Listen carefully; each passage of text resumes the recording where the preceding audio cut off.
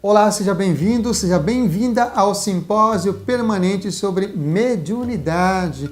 Esse projeto reúne uma série de entrevistas, palestras com diversos médiuns, pesquisadores e escritores que compartilham suas experiências, técnicas e conteúdos sobre desenvolvimento mediúnico e espiritualidade. Nesta edição, temos o prazer de compartilhar a gravação que realizamos no Rio de Janeiro com Hernani Fornari, que é professor terapeuta, escritor, possui 10 livros publicados na área de ecologia, agroecologia, alimentação natural e terapias. Entre eles, Fogo Sagrado e Alinhamento Energético, ambos lançados pela editora Vida e Consciência. Além de ser músico e compositor, tendo gravado 5 CDs com temática rural, ecológica e espiritual. Teve seus primeiros contatos com o xamanismo em 1998, recebeu dos Krenak o nome Gererê, o lagarto, e dos Funiô o nome Tieka, o pai da natureza. Em 2003, aprendeu a terapia energética xamânica Alinhamento Energético com Mônica Oliveira, com quem trabalhou por 5 anos no Brasil e na Europa, realizando milhares de atendimentos e formando centenas de terapeutas, ajudando-a a estruturar sua filosofia e metodologia de trabalho e de ensino.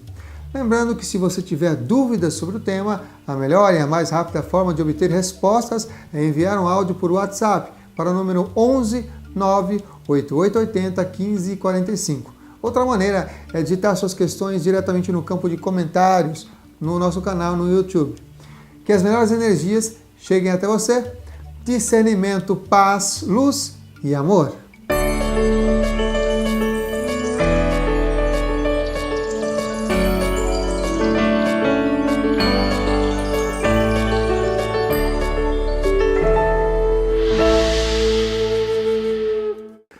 Olá, meus amigos, meu nome é Hernani Fornari, eu sou professor e terapeuta de alinhamento energético, de constelações sistêmicas e de renascimento, e a convite do meu amigo Samuel Souza de Paula, eu estou aqui para compartilhar com vocês um assunto que eu acho muito interessante, muito surpreendente para muita gente dessa área mediúnica, e um assunto que é simultaneamente muito antigo e muito moderno, que é a utilização terapêutica da mediunidade. E eu queria começar me reportando a 2 acontecimentos quase simultâneos, né, com não muita diferença de tempo, que acontecem no século XIX, e que para mim é o início de um processo, né, de um movimento, uma dinâmica que vai chegar até a conversa, né, os finalmente da conversa que eu vou ter com vocês aqui. Um acontecimento se dá na Áustria, quando um neurologista austríaco vai na contramão da história. Os grandes homens sempre vão na contramão da história, né? E abre um gigantesco portal. Mais ou menos na mesma época, ou seja, no mesmo século e na mesma Europa, numa Europa ainda muito rígida na religião, na moral, né? Muito careta, vamos chamar assim. Na França, um educador francês também vai na contramão da história e abre um gigantesco portal. Pode ser que não tenha, em princípio, nenhuma relação entre o que o Dr. Freud descobriu e desenvolveu e o que Allan Kardec descobriu e desenvolveu, né? A gente vai fazer esse casamento do Freud com Kardec um pouco mais para frente. Mas o fato é que o Dr. Freud trouxe para a consciência exatamente a informação do inconsciente. É claro que o Dr. Freud trouxe muito mais outras coisas, muito mais outras informações, né? Mas para mim, né, dentro daquilo que eu estou operando como raciocínio aqui, o mais importante que Freud trouxe foi denunciar a existência dessa ambiência inconsciente. E isso, gente, não é pouca coisa. É claro que isso não é mensurável, mas eu poderia usar esse número, eu acho que até mais do que isso, 90% de um ser humano está vivendo aqui e agora e ele não participa. Isso vale para o nível físico e biológico. Mais de 90% do que acontece no meu corpo eu não tenho consciência. Metabolismo, atividade celular, circulação, digestão, as trocas gasosas, enfim, milhares, bilhões de operações nos meus neurônios, de percepções, os meus sentidos apreendem milhares de informações e só vem para a minha consciência algumas dezenas. E não é só no nível biológico e físico, no nível psicoemocional, no nível energético e espiritual. Vamos lembrar que a gente sofre várias amnésias. Ao nascer, eu esqueço tudo o que eu vivi em todas as milhares de vidas que eu vivi. Então, cada vez que eu aterrizo numa barriga de uma mulher, eu sofro uma amnésia. Cada vez que eu durmo, eu acordo de manhã, eu sofro uma amnésia porque o meu corpo dorme, eu acordo no astral e durante 8 horas de sono eu encontro gente morta, encontro gente viva, tenho a minha turma, ensino, aprendo, trabalho e quando eu aterrizo de manhã no meu corpo de novo, eu esqueci. Então, 1/3 da minha vida eu vivo e esqueço. Não fosse pouco o fato de que tudo que eu vivi em vidas passadas eu esqueci, tudo que eu faço quando durmo eu esqueço e eu ainda tenho 90% de ambiente inconsciente no meu psiquismo. O que sobra para a minha vida presente? Quase nada. Então, uma coisa importante que Freud inaugura na nossa cultura é não só nos trazer a existência do inconsciente, embora a existência do inconsciente já fosse reconhecida pela psicologia antes do Freud, quem popularizou, sistematizou e desenvolveu um caminho focado nessa questão do inconsciente foi o Freud. Então, praticamente isso nasce com Freud. Da mesma forma, Allan Kardec, Hipólito Léon Denis Rivail, abre um gigantesco portal denunciando para a nossa cultura a existência da vida depois da morte, diferente da igreja, a lei de causa e efeito, e o fato de que o ser humano, além de ter 5 sentidos, ele tem mais um, que ele chamou de mediunidade. Então a gente pode partir do princípio de que Deus, seja lá como a gente o concebe, ele nos deu 5 sentidos para lidar com 4 dimensões, audição, paladar, tato, olfato e visão, para lidar com as 3 dimensões de espaço e a 4ª dimensão de tempo, e nos deu um sentido para lidar com a multidimensionalidade, que Allan Kardec chama de mediunidade. Por razões que não vêm ao caso, até porque eu não sou um erudito, nem um expert da doutrina espírita, Kardec resolveu ou precisou especializar o desenvolvimento desse 6º sentido para abrir uma via de acesso a essa dimensão do mundo desencarnado. Então, o médium é aquela pessoa humana que media o mundo encarnado e o mundo desencarnado. Ele é quem faz a interface, É que ele estabelece o link, como a gente modernamente pode chamar. O que eu acho de beleza nisso tudo, porque eu procuro sempre ter um olhar muito panorâmico para entender essa dinâmica me fascina muito. Depois de Freud, a gente tem a ocorrência do Dr. Jung e a ocorrência de Dr. Reich, que para mim é o grande tripé em cima do qual a nata, a maior riqueza da psicologia se desenvolve. Freud, Jung e Reich.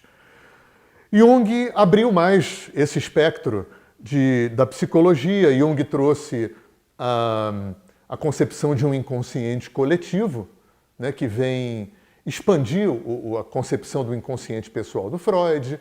Dr. Jung traz a concepção do arquétipo, do inconsciente coletivo, como eu já falei, da individuação. E Dr. Reich, que é o mais heterodoxo desses 3, Dr. Reich foi o único desses 3 gigantes que, além de ser um clínico e um professor, foi um homem de laboratório. Porque reza a lenda que um dia ele chega para o Freud e pergunta para o Freud: doutor, quando é que a gente vai inserir o corpo na terapia? E Freud teria dito para Reich que a gente não conhece fisiologia suficiente para isso. E foi o que Dr. Reich foi fazer. Então, das coisas importantes que Reich descobriu, a primeira delas é a estreita ligação que existe entre as emoções e o corpo humano. Então, analogamente ao conhecimento dos chakras, e o Dr. Reich não conhecia a cultura oriental, inclusive ele nem gostava muito que os clientes fizessem yoga, porque ele não tinha uma compreensão muito correta do que seria o yoga. Ele achava que o yoga ia promover mais controle ainda quando ele queria tirar o controle. Ele não tinha uma compreensão muito clara, ele não conheceu o Tantra, mas ele conheceu uma coisa que era muito íntima do conhecimento do yoga, do conhecimento oriental, que era a estreita relação entre a história emocional de uma pessoa e a forma como o corpo escrevia aquela história emocional. E muito analogamente aos 7 chakras, ele estabeleceu os 7 anéis de coraças de caráter e de coraças corporais. E essas coraças, quando estruturadas, elas iriam impedir o fluxo do que ele chamou de orgão.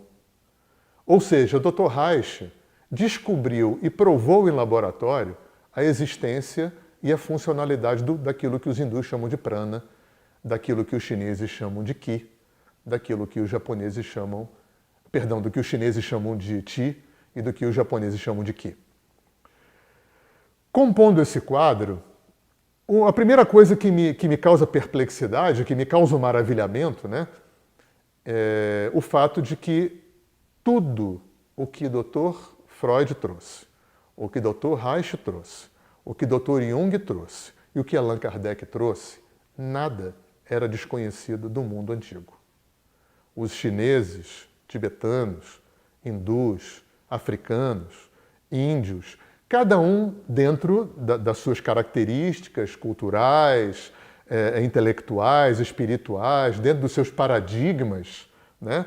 Todas essas culturas sabiam da existência de um ambiente inconsciente, sabiam da lei de causa e efeito, sabiam da existência da bioenergia, que o Reich chamou de orgão, sabiam de um inconsciente coletivo, sabia que existia uma libido, como Freud trouxe. No Ayurveda a gente chama de ojas.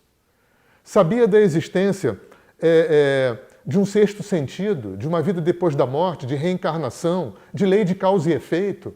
Nada do que esses gigantes trouxeram era desconhecido do mundo antigo. Isso, para mim, não desqualifica esses gigantes, muito pelo contrário.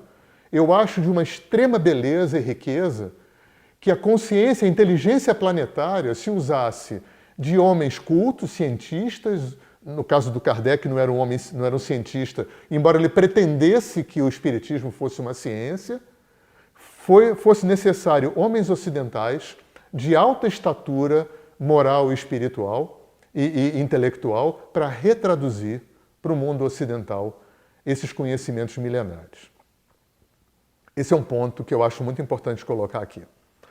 Um segundo ponto que eu acho importante colocar aqui nesse desenvolvimento é que no início do século XX, primeira, segunda década, cientistas de ponta alemães e nórdicos, estudando as menores porções de matéria, descobrem que a vida no mundo subatômico funciona completamente diferente daquilo que Newton tinha estabelecido.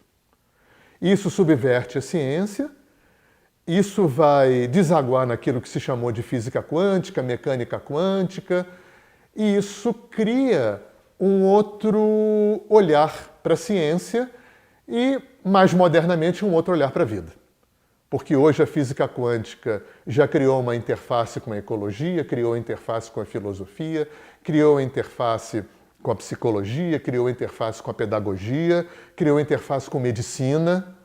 Então todas as mais importantes áreas do conhecimento humano, humanas e técnicas e biológicas, estão sendo, de uma forma ou de outra, influenciadas por esse olhar multidimensional que a física quântica abriu. A gente tem, por exemplo, no campo da biologia, o Dr. Sheldrake com a teoria da ressonância dos campos morfogenéticos. A gente tem o Bruce Lipton com o trabalho com epigenética. Tudo isso são movimentos de dentro da ciência que estão trazendo uma compreensão sistêmica para a ciência, estão trazendo uma concepção holística para a ciência, né? E eu acho que num ponto mais para frente uma compreensão transpessoal. Porque essa parte da psicologia transpessoal também faz uma profunda interface com o mundo da física quântica. Tem um dado que eu acho muito bonito também nessa dinâmica, é o fato de que muitos desses gigantes pioneiros da física quântica, como por exemplo o Dr. Heisenberg, fazia yoga. O Dr. Heisenberg visitava a Índia.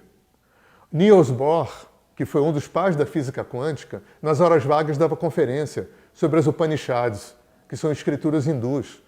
Então, esses pioneiros, homens com QIs altíssimos, homens da ciência, já tinham uma noção que os antigos, os milenários tibetanos, hindus, chineses, já tinham conhecimento daquilo que, dentro da física quântica, é conhecido como o princípio da incerteza, teoria das cordas, salto quântico. Enfim, a forma da física quântica lidar com o conceito de multidimensões, com o conceito de curvatura do tempo, com o princípio da não localidade. Tudo isso já, usando um termo popular, hindu e chinês estava careca de conhecer. Mais uma vez, a gente tem a ciência, homens cultos, homens proeminentes, homens com credibilidade, vindo retraduzir para o mundo ocidental verdades milenares. Avançando um pouco nessa minha viagem, nessa minha maionese quântica, eu vou chegar nos anos 50, 60, quando o Oriente invade o Ocidente. Isso aconteceu nos Estados Unidos e na Europa nos anos 50, quando começou a entrar Zen budismo, quando começaram os primeiros swamis da Índia a aparecer na Europa e nos Estados Unidos. Isso no Brasil aconteceu pelos anos 70, quando começou a entrar yoga, meditação, budismo, macrobiótica, chakras, ayurveda,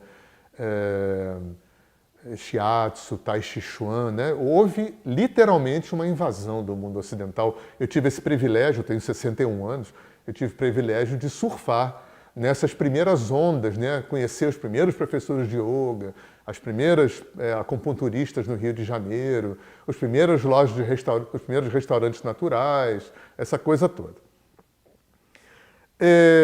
Um pouco mais para frente, a gente tem uma segunda invasão, que acontece no primeiro mundo nos anos 70, 80, aqui no Brasil nos anos 80, 90, que é o que a gente chama genericamente de xamanismo. E xamanismo é um nome genérico que é um balaio de gato. A gente pode colocar aí todos os povos nativos das Américas, da África, da Oceania, todo o leste europeu, os povos das calotas sul e norte do planeta, do Havaí. E se a gente forçar um pouquinho a barra, né, expandir bem esse conceito do que seja xamanismo, você vai colocar yoga, ayurveda e medicina chinesa nesse saco. Então, a maior parte da humanidade se enquadra nesse termo genérico xamanismo. E xamanismo é um movimento que foi a última invasão que a gente vem sofrendo. Os índios estão voltando. Isso no Brasil, na verdade, começa com a escravidão. Quer dizer, o primeiro movimento xamânico de entrada no nosso país vem com os negros e vem com essa química que acontece de negros e índios aqui no nosso país. A mesma coisa nos Estados Unidos, né? Com essa química, só que lá não foi tão, né, por questões talvez até religiosas, né, porque aqui vieram católicos, no norte vieram evangélicos, esse encontro de negro com índio no norte não é tão mesclado como no sul. Mas vamos dizer que a coisa começa aí. A nível de homem branco, né, das classes formadoras de opinião, o xamanismo entra aqui no Brasil nos anos 80, 90. E é muito interessante, gente, porque existe uma profecia que dizia, eu não me lembro se ela é Inca ou se ela é Sioux, Lakota, mas não importa, que dizia que 500 anos depois do flagelo que se abateria nas Américas, né, nesse continente, que o côndor voltaria a voar com a águia. E isso numa alusão de uma reintegração dessas culturas nativas nas três Américas. Isso de fato está acontecendo. muito índio brasileiro indo para a Europa e para os Estados Unidos, muito índio americano vindo ao Brasil. Então, é uma profecia que está acontecendo nesse momento no planeta, de fato está acontecendo. Tem uma outra profecia do Norte também, que dizia que 500 anos depois do flagelo que se abateria nesse continente, que os vermelhos voltariam a nascer como brancos, e que esses brancos, que seriam chamados dos guerreiros do arco-íris, é que ajudariam o resgate dessas culturas nativas. E isso está acontecendo. Então, eu, como tive o privilégio também de, não só eu surfei nas primeiras ondas da invasão oriental, eu também estou tendo a oportunidade de surfar nas primeiras ondas da invasão xamânica. E eu tenho podido presenciar bastante essas duas profecias acontecendo. Vocês poderiam me perguntar o que tudo isso tem a ver com mediunidade e terapia. É uma boa pergunta. O que hindu, chinês e índio tem de tão importante para trazer para a nossa cultura, né, a ponto de ter feito uma invasão? E foi realmente uma invasão cultural. Vocês veem, por exemplo, que há 4, 5 anos atrás teve uma novela na Globo sobre a Índia. Isso é uma demonstração do quanto essa cultura está dentro da nossa. Infelizmente não nas massas miseráveis, mas quem de classe média para cima, em cidades de médio e grande porte, não conhece, não leu, não experimentou meditação, chakras, yoga, acupuntura, shiatsu, budismo, ayurveda. Difícil alguém que não conhece ou não experimentou. E com o xamanismo está acontecendo a mesma coisa. A diferença, talvez a dificuldade do xamanismo em relação às culturas orientais é que índio não escreveu, africano não escreveu. E isso demoliu muito mais essas culturas. Vocês veem, por exemplo, que os ingleses dominaram a China e a Índia e eles não conseguiram destruir e contaminar tanto as culturas chinesas e hindus como contaminaram as culturas africanas, como contaminaram as culturas indígenas no norte, nos Estados Unidos e no Canadá. Porque a Índia e a China estabeleceram escrita, e você, quando estabelece escrita, a sabedoria, o conhecimento fica muito mais enraizado numa cultura. Hoje a gente está lendo livros com 10 mil anos, com 5 mil anos, da China e da Índia. Por outro lado, você tem conhecimentos nativos norte e sul-americanos e centro-americanos que se perderam. Canções, medicinas, ensinamentos, tradições, pinturas corporais, linguagens, idiomas, que simplesmente se perderam, que nunca mais vão ser resgatados porque esses povos não desenvolveram escrita.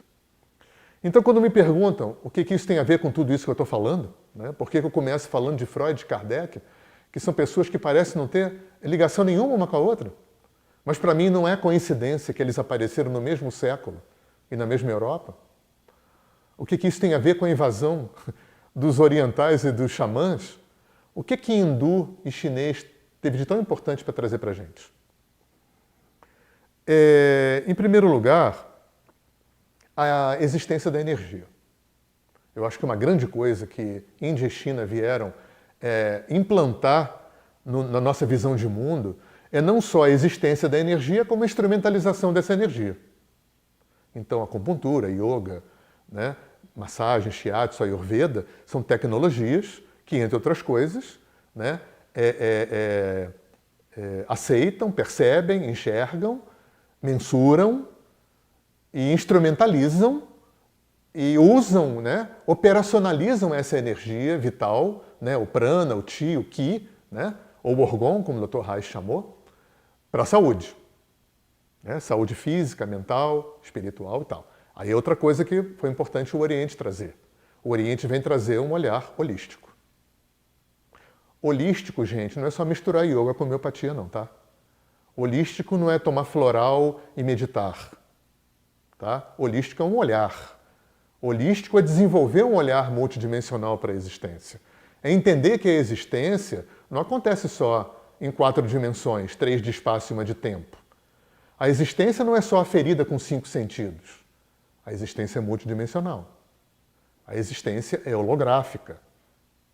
Então, uma das coisas importantes que o Oriente veio trazer foi oferecer para o Ocidente a expansão de um olhar que transcende o olhar mecanicista e cartesiano. Isso é de uma riqueza muito grande. Isso tem tudo a ver com física quântica. Isso tem tudo a ver com o que Kardec, Freud, Jung e Reich vieram trazer. Na minha opinião, dificilmente o Ocidente teria digerido o Oriente e os xamãs, como está fazendo, se não tivesse tido um Freud, um Jung, um Reich e um Kardec antes. E uma física quântica antes. Dificilmente a nossa cultura teria digerido, como está digerindo, os swamis, os monges, os sadhus, os indianos, os médicos ayurvédicos, os xamãs, os pajés, se não fossem homens da ciência. Retraduzir para a nossa cultura conceitos milenários. Então, primeiro se preparou essa cama para depois poderem entrar essas culturas com seus próprios conceitos. Provavelmente a gente aceita tão bem chakra, meditação e deuses e mitos e mantras, né? E a energia, talvez porque tenha tido esse background antes. O que será que índio veio trazer? Tá, ok, indiano é fantástico, tem 10 mil anos, escreveu, desenvolveu escrita, né? A gente sabe, porque arqueologicamente está comprovado que os tibetanos, os hindus já faziam cirurgias altamente sofisticadas há milênios atrás, que os hindus já sabiam da existência do átomo, que os hindus já sabiam que esse átomo explodia. Isso está escrito. Tem uma parte do hinduísmo que se chama Vaisheshika. E no Vaisheshika tem uma escritura, Vaisheshika Sutra, e lá fala de Anu, fala da partícula primordial, que aquilo fissiona, que aquilo explode. Nada é novidade, tudo é releitura. Agora, o que índio vem trazer para a gente? Hindu está legal, chinês está legal, está tudo sistematizado. Né? Para a nossa mente intelectual, é muito sofisticada a elaboração de um hindu e de um chinês. Agora é índio, cara, anda pelado. Né? O que índio tem para trazer? Na minha opinião, o que índio tem para trazer, porque é a última invasão, né? Índio é o último, né? Veio o Freud, o Kardec, o Reich, parará, física quântica e tal, hindu, chinês, pom. O último é índio. Xamãs, em geral, né? Não é só índio das Américas, né? Xamãs de uma forma geral. Tem os Kahuna do Havaí, tem os aborígenes da Oceania, tem todos os xamãs do leste europeu, né? Inclusive esse nome, xamanismo, xamã, vem da Sibéria. O que esses caras têm para trazer para a gente? Né? Analfabetos, andando pelado, de pé no chão, vivendo primitivamente na natureza. Para mim, que terapeuta, a coisa mais importante que esses xamãs vêm fazer é justamente fazer o casamento do Freud com Kardec. É aí eu quero chegar. É nesse ponto que eu quero chegar, porque o que a gente está vivendo hoje é uma interface, é uma ponte que se construiu entre o mundo psi e o mundo mediúnico. Então, o mundo mediúnico está entrando no mundo psi, então a gente pode falar de alinhamento energético, de constelação familiar, de apometria, perdão, a apometria está do outro lado, de constelação familiar, de alinhamento energético, de theta healing, de frequência de brilho, de cura reconectiva, de buddy talk, de resgate de alma, de psicotranse. Terapias que vêm de uns 20 anos, 30 anos para cá, terapias que não são religiosas, são espiritualistas, mas não são religiosas, não são doutrinárias, não são dogmáticas, não são devocionais. São terapias, mas são sensitivas.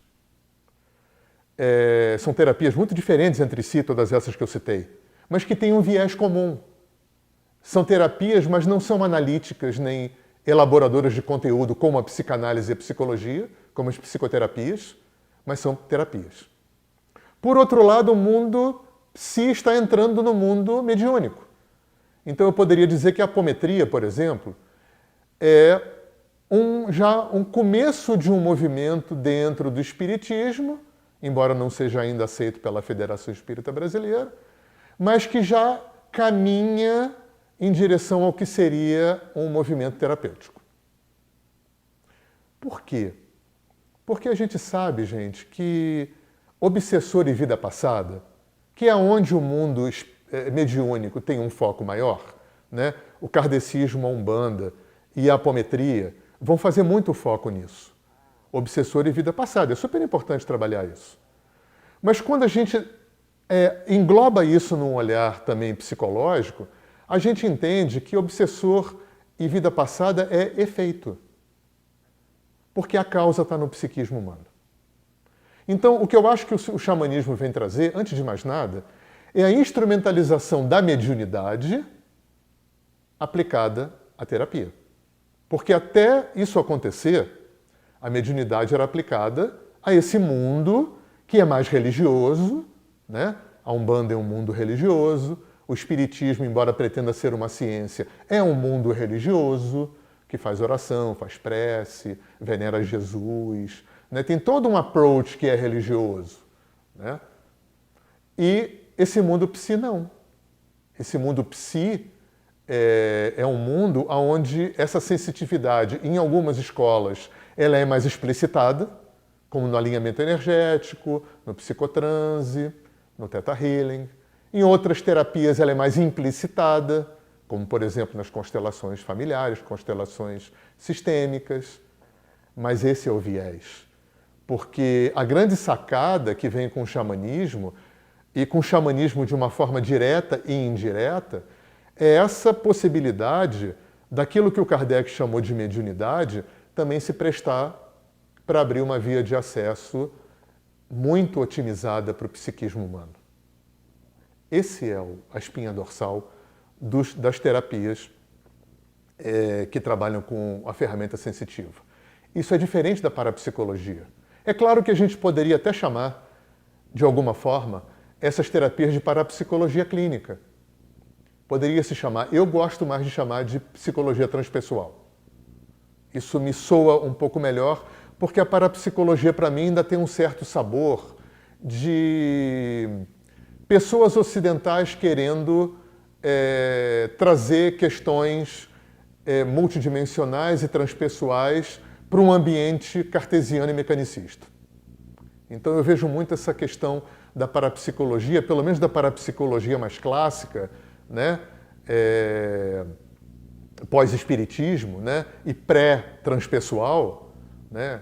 Albino Arese, Quevedo, essa galera mais clássica, eu vejo muito assim no campo da pesquisa, né? No campo de desmistificar, de desespiritualizar, né? De tornar cartesiano e mecanicista esse olhar para um ambiente que é multidimensional.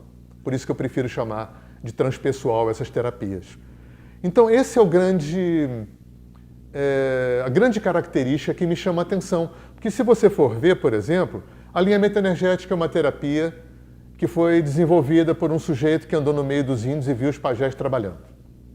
E aí ele reformata aquilo e traz para um ambiente de consultório. Sensitividade aplicada à terapia. Constelação familiar é um terapeuta alemão que foi padre, trabalhou com Zulus na África e fez um mix de psicologia com tecnologia Zulu e criou constelação familiar. Theta Healing, frequências de brilho, são terapias que já têm um viés mais dos povos das estrelas, já tem uma inspiração mais extraterrestre. Mas se você for ver, se você for perguntar para um índio brasileiro, para um índio americano, para um descendente de Inca, de Azteca, de Maia, de onde que vêm os povos vermelhos? Todos eles vão dizer que os povos vermelhos vêm das estrelas. Então, o que eu venho trazer aqui, eu gostaria de contar uma historinha, só para vocês verem como a mente planetária vem trabalhando, né? Como é a dinâmica de precipitar conhecimento aqui na Terra. Tem uma história que eu acho muito emblemática, isso acontece mais ou menos nos anos 60, quando um psiquiatra baiano chamado Dr. Eliezer Mendes, que era um homem de formação evangélica, e ele tem um insight e resolve levar filhas de santo de candomblé para dentro de um hospício em Salvador. É claro que isso criou uma série de dificuldades para ele e problemas com a classe médica, porque você imagina um médico nos anos 60 levar filhas de santo de candomblé para dentro do hospício. Num primeiro momento, essas filhas de santo, em função da matriz espírita, né? Eu estou chamando de espírita aqui, botando no mesmo saco candomblé, umbanda e kardecismo, embora seja totalmente diferente, mas só para facilitar aqui. Dentro dessa matriz, a primeira coisa que as filhas de santo acessavam, né, em função da matriz delas, era tirar o obsessor.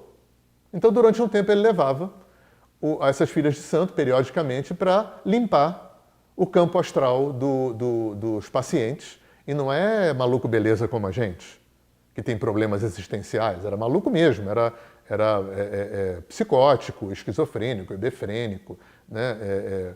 Patologias psicoemocionais sérias, né? Psicoses, enfim.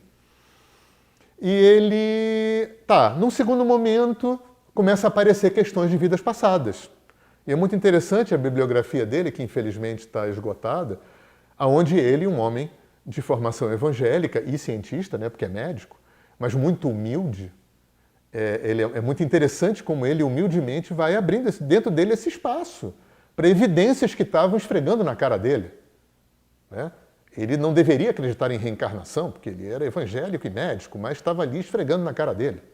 E ele começou, enfim, essas filhas de santo foram limpando obsessores, trabalhando vida passada e tal, até um momento em que dá um grande insight nele e ele percebe que vida passada e obsessor é efeito e que a causa está no psiquismo humano. Nesse momento ele dispensa as filhas de santo de candomblé, ele dá ao trabalho dele o nome de psicotranse e ele começa a treinar inicialmente os enfermeiros como terapeutas sensitivos. Mais para frente, ele vai fazer uma outra coisa que deve ter rendido para ele problemas incomensuráveis com a classe médica. Ele criou alguns sanatórios. Eu tenho conhecimento de 2. Eu, infelizmente, não o conheci pessoalmente. E até esse presente momento em que eu estou falando com vocês, me parece que ele está vivo, muito idoso, morando em Salvador. O Dr. Eliezer tinha sanatórios de... Ele chamava dos meus loucos, tá? De doente psiquiátrico pesado. E não tinha tarja preta. Lá só tinha psicologia, psicotranse e todas as terapias alternativas que iam aparecendo ele ia agregando. Bioenergética, cristal, floral, homeopatia, massagem, não importa. Não importa. Tudo menos choque e tarja preta. E é muito impressionante quando ele começa a descrever os settings terapêuticos, por exemplo, porque vem essa pergunta, e quando um louco surtava? Porque surto de psicótico não é como o surtinho da gente, surto emocional, surto existencial, é surto. E ele conta, e isso é impressionante, quando ele botava 4, 5, 6, 8 sensitivas, mediunizando a loucura daquele surto. A loucura daquele louco, horas. Às vezes ele tinha que substituir sensitivas até o surto passar. Dr. Eliezer, com muita humildade, cita na bibliografia dele, ele fala, muito humildemente, ele fala, olha, eu sou um cientista, o que eu vou falar, eu não posso provar cientificamente, eu só tenho estatística, mas eu tenho loucos curados. Eu sei que a ciência não aceita que esquizofrênico, psicótico, psicopata se cura, mas eu tenho loucos curados que viraram terapeutas. Eu pessoalmente conheci 2. Ou melhor, eu conheci um. Eu conheci um ex-louco e conheci uma psicóloga que era assistente dele, que não era ex-louca, não. E os ex-loucos iam se curando e iam virando terapeutas sensitivos. Até onde eu sei, até onde eu estudei, até onde o meu conhecimento alcança, eu já sou terapeuta há 20 anos e trabalho há 13 com alinhamento energético e trabalho há quase 10 com constelação sistêmica. O Dr. Eliezer é a primeira pessoa que eu ouvi falar que teve esse insight de que a mediunidade poderia ser usada para fazer terapia. Ele chamava o ato de mediunizar conteúdos psicoemocionais de transidentificação. Era um ato de transidentificar. Nós chamamos de canalizar.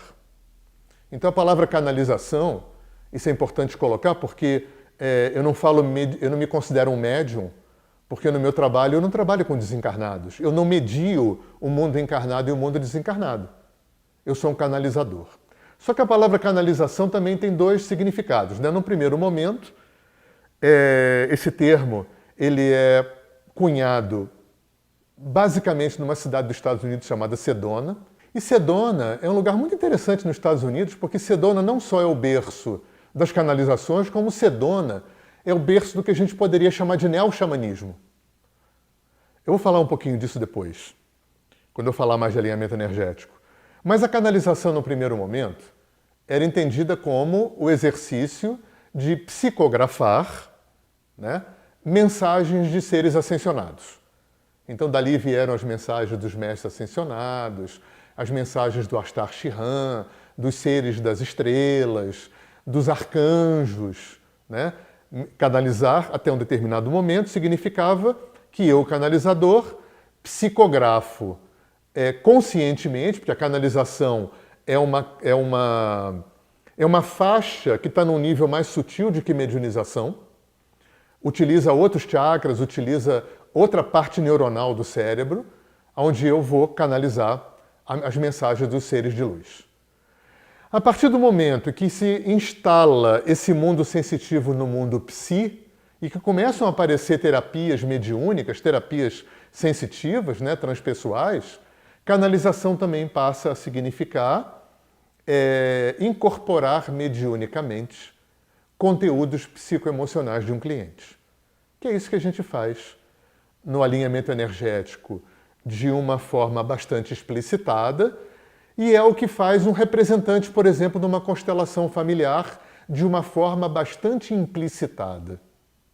É o que um terapeuta de Theta Healing faz de uma forma bem explicitada, que um terapeuta de resgate de alma, de Soul Retrieval, que é uma terapia neo-xamânica que vem dos Estados Unidos, faz de uma forma bem explicitada.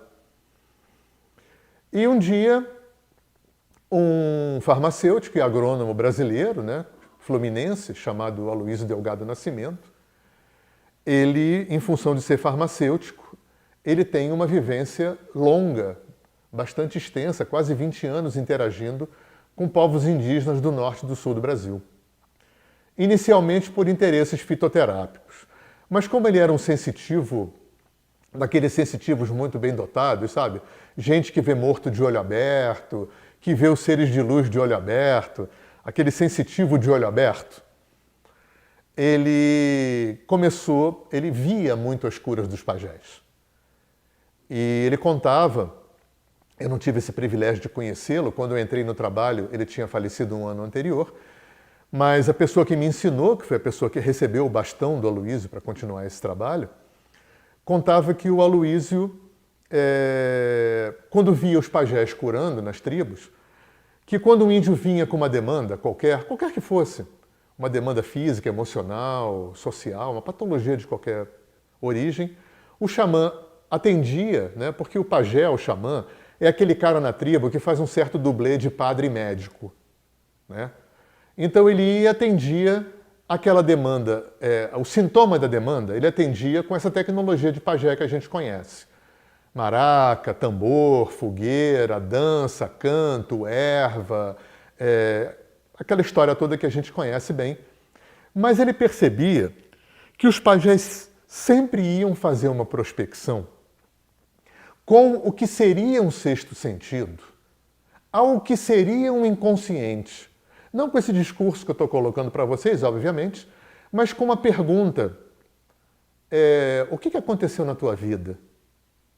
Ou numa vida passada, ou nessa vida, ou em algum momento, que implantou uma programação no teu campo. E essa programação de sofrimento, de limitação, de dor, está reverberando na tua vida hoje, como uma doença, como um padrão de atrair acidentes, como um padrão de não ser aceito pelo coletivo, como um padrão de não conseguir expressar o seu potencial, como um padrão de ter desequilíbrios psicoemocionais. Tudo isso vem de uma programação, de alguma coisa que eu vivi e que eu não dei conta como experiência evolutiva, que eu não consegui capitalizar evolutivamente, né? A gente precisa lembrar que viver produz dois efeitos. Tudo que você vive, tudo, 100% do que a gente vive produz dois efeitos. Eu estou me referindo a essa esfera psicoemocional, né? Ao aspecto existencial e psíquico do ser humano. O que eu senti da experiência e como eu suponho que ela aconteceu.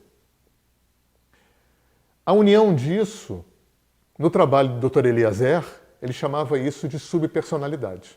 É uma unidade experiencial. É a resultante daquela experiência. Aquilo se implanta no teu HD, né? A gente tem um HD, cuja maior parte, esse é o grande desafio e o grande dificultador, HD esse cuja maior parte reside numa dimensão que o Dr. Freud chamou de inconsciente. Então o que o Pagé perguntava era isso. O que aconteceu na tua vida que de uma forma consciente ou inconsciente está reverberando hoje como essa doença que você está trazendo aqui? É claro que o Pagé não formulava assim, né? E o Aloísio, no determinado ponto da vida dele, ele é convidado por uma egrégora, né? Porque tudo que acontece no andar de baixo tem uma contraparte no andar de cima. Tem sempre uma galera no andar de cima, tem sempre um andar de cima que está dando suporte, pilotando, amparando o andar de baixo. Isso vale para todas as atividades humanas, vocês sabem disso. Então, uma egrégora se ofereceu para o Aloísio para que ele, como missão de vida dele, ele pudesse formatar em consultório aquilo que ele via Pagé fazendo na tribo. Ou seja, um trabalho terapêutico, sensitivo, não religioso, não ritual, não doutrinário, não dogmático, não devocional, sem apoio externo nenhum, apenas um ou dois terapeutas sensitivos, canalizadores, para fazer terapia. E ele chamou isso de alinhamento energético, que não é diferente do trabalho que o Dr. Eliezer fazia. Ou seja, vocês veem como, utilizando aqui um termo de um biólogo em inglês chamado Rupert Sheldrake, como a ressonância mórfica, como o campo morfogenético, como o inconsciente coletivo, né, pedido emprestado ao Dr. Jung, né, como a informação está aí. Quem inventou o avião primeiro? Os irmãos Wright ou Santos Dumont? Né? Provavelmente inventaram juntos, porque a informação está aí. Basta ter antena. Então, a mesma sacada que o Dr. Eliezer teve nos anos 60, o Aloísio Delgado Nascimento teve 20 anos depois, 30 anos depois, 20 anos depois. Que é essa perspectiva de que, repito, porque esse é o nosso foco, o sexto sentido, a sensitividade, a mediunidade, a paranormalidade, a percepção extrasensorial, além de servir para abrir uma via de acesso e de interação com o mundo desencarnado, ainda serve também para fazer terapia. Então, o que eu acho que aconteceu a partir toda essa dinâmica, né, dessa viagem que eu faço, que começa com Freud, com Kardec, Jung e Reich, e vem com a física quântica e deságua nas invasões do Oriente dos xamãs, e termina, entre aspas, porque não termina, né, vai continuar para sempre, porque tudo está sempre em movimento, mas que até agora desaguou nessa ponte que se construiu entre o mundo psi e o mundo mediúnico. Né? O que eu acho bacana é que abriu o leque mediúnico. E eu confesso para vocês que há 13 anos dando esse curso, uma das coisas que eu amo dar esse curso para todo mundo. Tem gente de todas as áreas profissionais que já foram meus alunos. Eu já formei milhares de alunos. Agora, tem dois públicos que me dão um prazer especial, que são os psicólogos e os espíritas e umbandistas. Os espíritas e umbandistas porque aprendem a mediunizar conteúdos psicoemocionais. E é muito legal você ver um médium de umbanda, um médium de kardecista ou de apometria, ou um médium de candomblé, né, abrindo esse leque mediúnico. E o pessoal psicólogo, psicoterapeuta, psicanalista, porque abre uma via de acesso para o inconsciente. Quer dizer, o que a psicologia oferece como via de acesso? Linguagem e corpo. Olha que bacana. A psicologia transpessoal oferece o quê? O canal sensitivo. E olha como isso amplia para o mundo psi, né? Como isso abre essa gama de possibilidades de uma via de acesso muito mais otimizada. Eu recebo muitos clientes que falam: não aguento mais terapia é muito lento. Terapia não é muito lento. Psicologia, psicanálise não é necessariamente lento. E a gente tem que lembrar o seguinte: Freud não era xamã, não era hindu, viveu num tempo onde preponderava religião e ciência. E ele tinha... Que ferramentas que ele tinha, gente? 5 sentidos e uma mente racional e linguagem. Que são ferramentas sensacionais, altamente eficientes para lidar com o mundo tridimensional, para lidar com o mundo concreto, objetivo. Mas quando você vai fazer uma viagem para dentro, para o mundo psicoemocional, para o mundo energético, para o mundo espiritual, que não é espacial nem temporal, que é multidimensional, linguagem, 5 sentidos e mente racional não são exatamente as ferramentas mais apropriadas. É mais ou menos como você querer pregar na parede um prego com chave de fenda. Vai pregar. Vai bater no dedo, vai entortar, vai quebrar o cabo da chave, mas vai pregar. Agora, se você tiver um martelo, vai pregar melhor. Eu não estou dizendo que as terapias sensitivas são melhores que a psicologia, porque não existe isso em terapia. Tem clientes que terapia sensitiva não serve, tem que fazer mesmo divã. Tem gente que está no divã e que está ali e não está funcionando mais. Toda terapia tem prazo de validade. Nenhuma terapia é panaceia, nenhuma terapia, nenhuma religião, nenhuma escola filosófica é boa para tudo, para todo mundo o tempo todo. E terapeuta, líder religioso, líder de escolas místicas tem que ter essa humildade e essa coragem de entender que nenhum caminho de autoconhecimento tem um valor absoluto.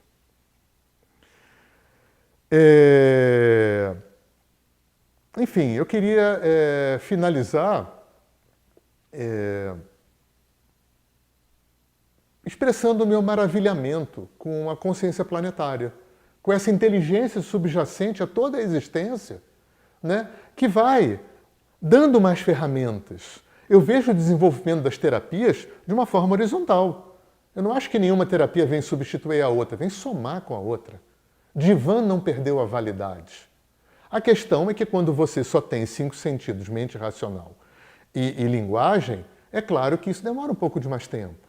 O terapeuta tem que ir habilmente, entrando nessa rede de resistências que o cliente tem, para ir ressignificando, acessando, fazendo catarse. Isso é um processo normalmente mais lento. Olha que bacana se você pode dar mais ferramentas para isso. E a coisa mais linda para mim, uma das coisas mais lindas, são os feedbacks que eu recebo dos psicólogos, que continuam fazendo elaboração de conteúdo, que continuam fazendo o trabalho analítico, que continuam fazendo a inserção corporal quando são terapeutas reichianos ou bioenergéticos, mas eles agora têm essa ferramenta sensitiva. E isso compõe um quadro muito bacana, né? E para os espíritas fica aquela informação, que o Aloysio falava isso muito, o melhor jeito de se livrar de um obsessor, né? O Kardec falava muito de reforma moral, isso é verdade. Agora, a gente pode dar um passo atrás, ainda tem coisa por trás. Por que eu não consigo fazer uma reforma moral na velocidade que eu preciso, que eu gostaria? Por que tem parte de mim que não podem, que não querem? Isso reside no psiquismo humano. E olha que bacana se a gente pode ir lá atrás e abrir uma ambiência de limpeza, de ressignificação, de reequilíbrio, para que eu possa otimizar esse processo da construção da minha reforma moral. Ok? O nosso trabalho de alinhamento energético está bem colocado no nosso site. Ele vai estar aqui na tela, vocês podem acessar. Eu escrevi os únicos 2 livros produzidos até hoje no mundo, em língua portuguesa, sobre a terapia do alinhamento energético. Eu tenho um vídeo, que também vai estar aí no link, para vocês visitarem, com uma explicação bem mais complexa, mais detalhada sobre explicitamente o alinhamento energético. E agradeço muito ao meu amigo, meu irmão Samuel, de ter me dado essa oportunidade de poder trazer essa informação que eu acho que é muito antiga, mas é muito nova. para a nossa cultura, é muito nova para o meio espírita, é muito nova para o meio da psicologia. Tá bom? E eu estou à disposição, se vocês quiserem entrar em contato por e-mail, eu estou sempre à disposição para escutar, para receber feedback, para responder as dúvidas, tá ok? Um grande abraço para todos. Gratidão por terem me ouvido.